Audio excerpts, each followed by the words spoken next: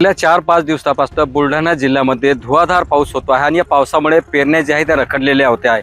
पण आज आपण पाहू शकता कुठेतरी आज या बुलढाणा जिल्ह्यामध्ये पेरणीने आता वेग धरलेला आहे। एकंदरीत कृषी विभागाने दिलेल्या माहितीनुसार जवळपास 7,35,000 जे हेक्टर क्षेत्र आहे त्यापैकी 2 लाखांच्या वर पेरणी हेक्टरच्या क्षेत्रामध्ये पेरणी झाली। अद्याप 5 लाखाच्या वरती हेक्टरवरती पेरणी जी आहे ती बाकी आहे, कारण की पाऊस हा गेला 4-5 दिवसांपासून मुसळधार होत आहे आणि त्यामुळे पेरणी जी आहे ती रखडली होती। आपण पाहत होतो की दरवर्षी जून मध्ये पेरण्या होतात, आज जुलै 2 जुलै उघडलेला आहे, अजूनही पेरणी त्या ठिकाणी पाहिजे त्या प्रमाणात झालेली नाही आहे। पण आज कुठेतरी पावसानं थोडीफार का विश्रांती घेतल्यानं ही जे या ठिकाणी पेरणीचा वेग आहे तो वाढलेला आहे। आजही अनेक शेतामध्ये पाणी साचलेलं, त्यामुळे त्यांच्या पेरण्या होऊ शकत नाही आणि हवामान विभागाने परत एकदा बुलढाणा जिल्ह्यामध्ये 2 ते दिवस येलो अलर्ट सांगितलेला आहे, म्हणजे पावसाची चेतावणी दिली। त्यामुळे परत एकदा पेरण्या लांबतात की काय अशी एक चिंता जी आहे ते या ठिकाणी आपल्याला सतावते आहे। पण सध्या तरी आपण पाहिलं तर या जिल्ह्यामध्ये पेरणीने आता सध्या वेग धरलेला आहे। 2 लाखाच्या वरती ज्या हेक्टर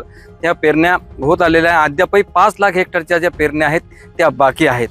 पेरणीबद्दल तर सांगायचंय की याच्या अगोदर पाऊसच नव्हता, आता कुठंतरी जास्ती पाऊस पडू राहिला, जवळपास 6 इंच खोल गेली, त्यामुळे आपण पेरणी हातात घेतली। याच्या अगोदर जे पाऊस पडला तो 6 इंच म्हणजे पेरणी योग्य नव्हता, यामुळे आपण पेरणी हातात घेतली। काय काय पेरणी सुरू आहे? सध्या तरी सोयाबीन आणि तूर हे मुख्य पीक आहे जवळपास।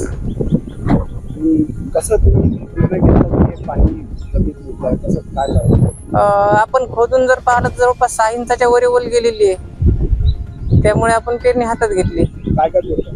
सोयाबीन आणि तूर। बरं, आता पुढे काय अपेक्षा आहे पावसाची, कसं राहावं? जवळपास 5-7 दिवसातून एवढा पाणी अपेक्षित आहे। जर पावसाने दडी दिली तर परत शेतकरी अडचणीत यायला नको, म्हणजे निसर्गाने तेवढं तरी एक ट्रॅक्टर बियाण्याचे भावाबद्दल काय? भाव तर तसे खताचे औषधीचे भरपूर वाढलेले, बियाण्याचे वाढलेले आहेत। आता जी आपण पहिली थैली घ्यायचो जवळपास 1700-1800 रुपयाची, ती आता 2300-2400 रुपयात थैली घ्यावं लागू राहिली खताची। बियाण्याची बी जी 2600-2700 रुपयात भेटायची ती आज 3500-3400 रुपयात भेटू राहिली। त्यामुळे आर्थिक मध्ये तर ही महागात चाललंच, पण स्वतः करणारे जर असले तर ठीक आहे, मजुराच्या भरोशावर नाही आहे।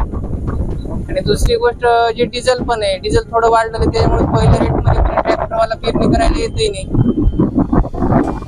रेट तर वाढलेलेच आहेत। मागच्या वर्षीच्या तुलनेत जर विचार केला तर भरपूर वाढलेलं आहे।